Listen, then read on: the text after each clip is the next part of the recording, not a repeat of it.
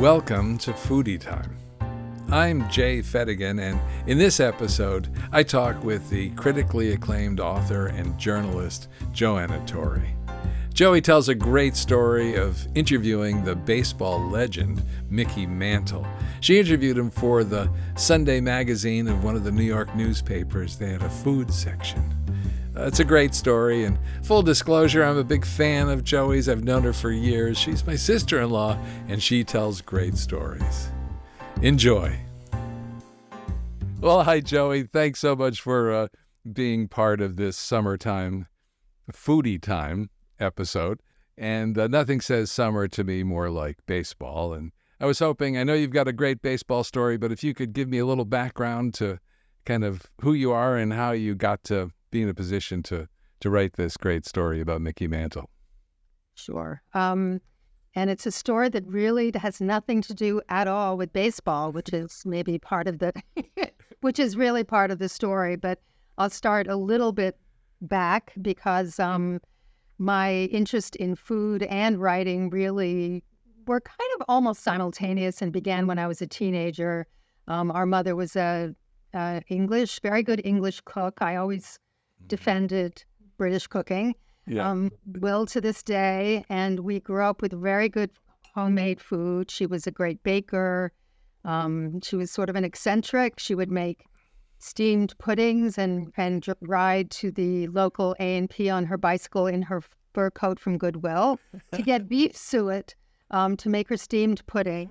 She had a reputation in the town for such things. But I was never interested in baking, but I always wanted to make meals. And that began quite early on when I was maybe 13 or 14, and I requested to make dinner. I then discovered that I could stay home from church on Sundays if I made lunch, if I made the lunch for the family. So that was another pushing ahead of my food interest. I got very obsessed with making popovers. I did it probably 3 Sundays. I experimented. I tried to make them better. I used to actually listen to the Catholic service when my family was at the Congregational Church, and I would listen to the Catholic service and say Hail Marys, so out loud as I cooked. Anyway, then I went to England after high school, where my interest in food and writing sort of continued. I sort of firmed up my interest in English cooking and the stews, the gravies, the custards. I know those aren't your favorites, Jay. No, what my mother used to call gushu. You know, everything had to have something on it. Right. And also the interest in having lots of vegetables. That was always something we all grew up with. Anyway, I came back from there, and my waitress career began. I think of that as a kind of entree into both food of different types and drinking, the part that played in people's lives. I worked at, well, first of all, when I was in college at Barnard for a while, 2 years, I worked at the Plaza Hotel. We were the first waitresses in the hotel. I think it was 1971. I worked in the Palm Court. Wearing a little green and white striped maid's outfit with a white apron with big puffy bow and a doily on my head with green velvet ribbons. And I had the experience of waiting on people who actually lived at the hotel. They were tourists who were staying there, but a few older gentlemen who this was their breakfast at home, and they would request me and I would wait on them, and they were a little sad, and it was just sort of a part of my education in the restaurant world, I would say. It was quite varied. I think I was back in Boston, and I worked at the old Dinty Moors, which was on the edge of what was then called the Combat Zone, run by Joe Savino, who was a mobster.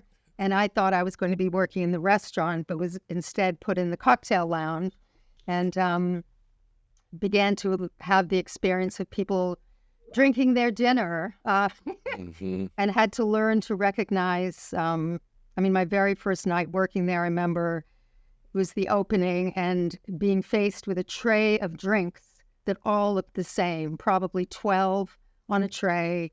They were all scotch, whiskey, whiskey and water, whiskey and soda, scotch and water. And I had no idea. I was completely at a loss. And then the owner, Joe Savino's either wife or girlfriend, who was a retired stripper, came up to me, looked at the tray, went, Dewars, Jambi,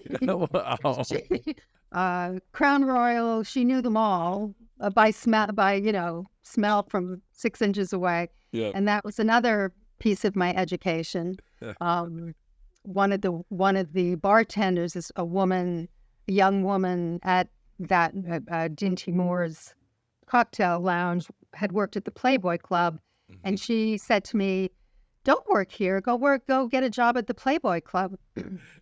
So I actually did that. It was another piece of education. I went for an interview there, had to put on the whole outfit, and had to have help getting into it. I was lifted off the floor to get the outfit up over my hips, and was hired, and then declined. I just decided this would not be the right job to take. So because I had the experience of practicing the bunny dip, which is what you do by the table side. Right. And I decided it was a little too subservient. Yes. So I didn't do that. And then I took a job at a place called Betty's Rolls Royce, which was quite infamous. It was on the Freedom Trail. It was across the street from Government Center. Again, the experience of working with a lot of regulars, a lot of people from local banks across the street who came in as soon as their day was over, and they would drink. Yeah. And again, the people who would drink their dinner, they would never eat anything except the peanuts that were part of the reputation of the restaurant, which throwing peanut shells on the floor. Right. And I observed over a few years. I mean, there was food as well. I worked on the weekend when tourists from on the Freedom Trail would come in, and but having observed the sort of the experience and absorbing the psychology of the restaurant world, the bar world, I decided to write about it. And at the time, a teacher from UMass Boston, where I was in the first year that campus opened, was a contributor to Boston Magazine, and he introduced me to his editor. And I got this assignment to write a piece about it, and it was called. It came out in 1975. My first published piece, and they called it "I, a Waitress, Diary of a Mad Dish Jockey." And it filled 11 pages of the magazine, which, wow. I mean, little did I know at the time it would be, except for books, by far my longest published piece. And it had original art of a wonderful cartoon art of a crazed waitress with a tray, people pinching her. And so I wrote, it wasn't just about Betty's, but that was the main, that was the sort of central part of it. But I wrote about being a Howard Johnson's Hojo's girl, and I wrote about working at Hazen's in Harvard Square, where I spent a summer, and various other places. And it was published while I was still working at Betty's. And how did that go? People looked at me with I did. I bet. I mean, unfortunately, I was still working as a waitress, but it was a little bit of an opener for me then when I subsequently went to New York, and an editor at the Daily News, again through a friend, read that piece, absolutely loved it, and then started giving me assignments. So that's how I got going at the Daily News. The Sunday magazine, as editor David Hershey, who was there just, a stint, but the very first piece I wrote for the magazine, again, a cover story, was about women lifting weights, which it seems amazing now, but was just, no women did that. And it was the first of my, I mean, following the waitress piece, my sort of, I will be your guinea pig journalism before everyone was doing it. I mean, you know, people were, but now everyone is writing first person, Right. confessional, memoir. And I ended up doing these pieces in the Daily News, and 2 women editors took over after this. David Hershey left, and they would just say to me, "What do you want to do next?" And again, I didn't really appreciate at the time how unusual that was. I didn't, you know, I would then pitch my own ideas, but I didn't have this whole process that I had to do. I just would, you know, do a lot of somewhat strange articles, you know. I did one about getting audited. I did one about my ceiling falling down. I did, you know, they were just slightly offbeat, but many of them were cover stories on the front page of the magazine. So it was a good sort of, I don't know, that was maybe 4 to 5 years, and then those editors left, and I was a little bit sidelined, and that's when I was given this cooking column, celebrity cooking column. And my heart sank Oh, no. when I was assigned it, because I never really wanted to interview celebrities. I'd had my one celebrity assignment had been interviewing Ted Danson. I don't even remember now whether I came up with people or they did, or a combination. Right. I think the Mickey Mantle one was my idea, because he had his restaurant on Central Park South was just opening up. So, and the problem with this column, though, was the paper didn't want it to be a promotional vehicle. In other words, if someone had a restaurant but why else would somebody do it? You know? Right. This is the sole reason anyone would want to be in the Daily News celebrity cooking column. So that was a little problematic, but in a way it was fun for me, because I had to sort of work around it and write about a lot of other things besides the main event that they were interested in. The Mickey Mantle piece was probably maybe halfway in my tenure there, and I was a little bit used to doing them, but I was nervous about it. And as I will say in the piece that I'm going to be reading, I was very worried that I wouldn't recognize him, because, you know, I had grown up no sports in my family. No, you know, I thought, what if I don't recognize Mickey Mantle? This is going to be so embarrassing. And there was not the internet where I could immediately Google 10 pictures of him. Right. So but I walked in, and of course I recognized him. It was such an interesting, you know, it's like an icon that is just, I mean, I'd seen so many images of him in my life, even if I hadn't paid attention. And he was, I suspect, somewhat larger than life in person. Absolutely larger than life. And anyway, I proceeded to do the interview, and he died 5 years later, I believe. And his restaurant went on for, I think, 25 years. But he was, you know, and when I heard that he died, I remembered my interview with him and the experience that I hadn't fully been able to write about in the Daily News piece, as you will see. Yeah. And I just sat down and wrote it out, and I thought, I'm going to send it to the New Yorker. I got an immediate call back, and I was shocked and excited, but it was a call to apologize that they could not publish my piece, because, you know, it had to be, if I'd submitted it, they said, you know, a week earlier. They loved it. You know, and they loved it enough to actually call me and tell me that, which is pretty amazing. Yes.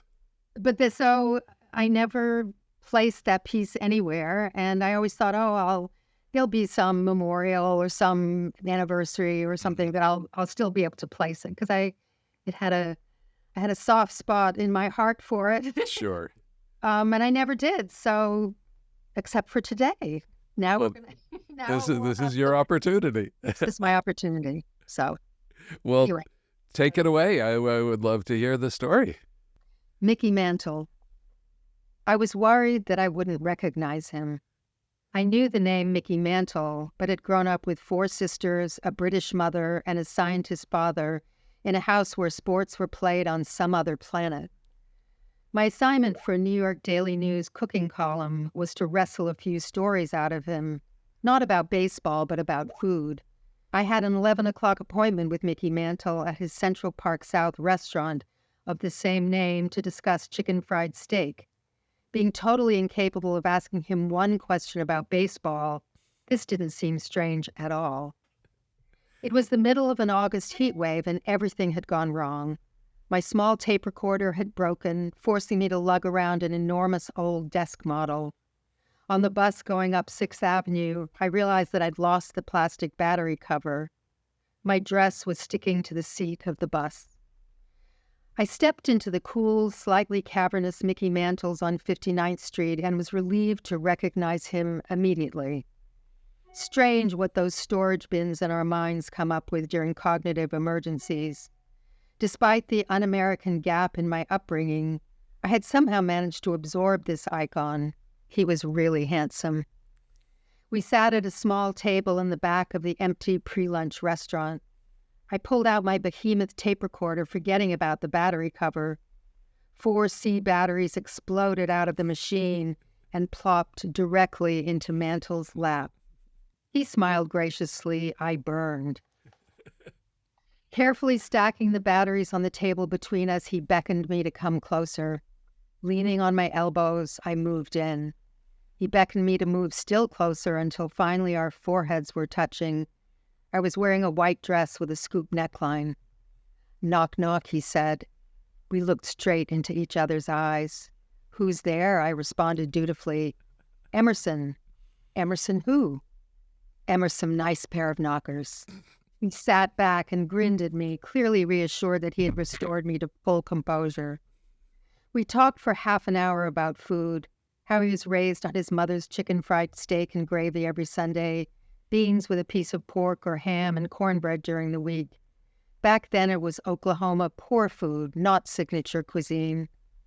He talked about being 19 and first coming to New York and living with Hank Bauer over the stage deli. I always ate everything I wanted. So did Hank. You play baseball every day. You see guys that are fat, but I think they'd be fat anyway. I don't remember anyone ever being on a diet. We ate matzo ball soup and those big old sandwiches. Max and Jaime Asness, owners of the stage deli, were like family. I always think that had a lot to do with my career, getting all that good food. It made me a lot bigger, I know that. He talked about how he'd only begun to worry about putting on weight in the last couple of years when his chest went down into here, slapping the front of his shirt, still round and hard-looking as a barrel. I had wanted to ask him for an autograph for a friend's son. Mantle kept talking about how the night before, Whitey Ford and his wife had come to the restaurant for dinner. All they did was sit in the back and sign autographs. He seemed annoyed and sad about this obligation of his personal dining room. I ended up not asking. The photographer arrived, a gaunt Diane Arbus wannabe. I wondered at this odd pairing. Perhaps she was the only one available, but why not send a regular Joe to photograph Mickey Mantle? In the kitchen, Mickey stripped down, good-naturedly pulling on a T-shirt bearing the restaurant's logo. He had a belly, yes, but his chest and arms looked formidably solid. Without question, he could take on the enormous walk-in freezer standing behind him. With a definite frisson up my spine, I thought, I'm looking at Mickey Mantle with no shirt on. Holding a plate of the legendary chicken fried steak with cream gravy, mashed potatoes, and a hunk of corn, he posed by the stove. He'd already had to fake it with the steak on a cooking segment for a morning talk show, complete with cue cards for every step from breading to frying. This steak was his current meal ticket. I think we need to take a little time to get comfortable with each other, said Ms. Arbus, lowering the camera and looking bored. You're awfully stiff. The sweet, gracious guy I chatted with in the dining room about cream gravy became instant steel. He turned all red. How many tens of thousands, hundreds of thousands of photographs, after all, had Mickey Mantle endured? He dead-eyed her like a cobra. You have exactly 1 minute, he said. He stood there holding the plate of meat and pale, congealing gravy cradled on his massive forearm while she clicked off a few frantic shots. She started to cry. I waved to him and slipped away. I was meeting a Doubleday editor and publicist for lunch. I reenacted the knock-knock joke for them. Tacky, said one. Boorish, said the other. 2 hours before, I might have said the same thing. I didn't know anything more about baseball, but I had fallen a little in love. You don't understand, I said. He's Mickey Mantle. They shrugged and continued to eat their pasta. Well, that's a great story. And I'm sure there are people like Mickey Mantle just had magnetic personalities that drew you right in. Well, Joey, this has been terrific. I'm going to want to obviously be talking with you more about food and writing because it's hard to turn more than a couple of pages of anything that you've written that doesn't. It's true. It's somehow true. It doesn't involve food. Well, thank you. That was terrific. We'll talk soon. Bye. Well, that story about Mickey Mantle was lots of fun, and boy, times have certainly changed. It's fascinating to hear Joey tell all of the stories about her different learning experiences in life. I had a chance to see Mickey Mantle play in one of the last World Series games he played in, and he wasn't at the peak form, and he sadly got taken out of the game fairly early. But the interesting thing about that was that we had great seats from my father's company. We had box seats right on the field on the third base line. And I remember that towards the end of the game, the sun was setting, and it was right in my eyes. I was about 9 years old. I'm sure, complaining very loudly and making a general pain of myself when I got this elbow, a little nudge in my arm, and I look over, and who is it in the box next to us but the great singer Tony Bennett. And Tony takes off his Italian wraparound sunglasses and hands them to me and says, "Here, kid." And I put them on, and I was just, I'm sure, beaming. I wore those sunglasses until there was nothing left of them for the whole rest of the summer. Well, I hope you enjoyed this episode. I certainly did. This is Jay Fettigan. We'll see you next time on Foodytime.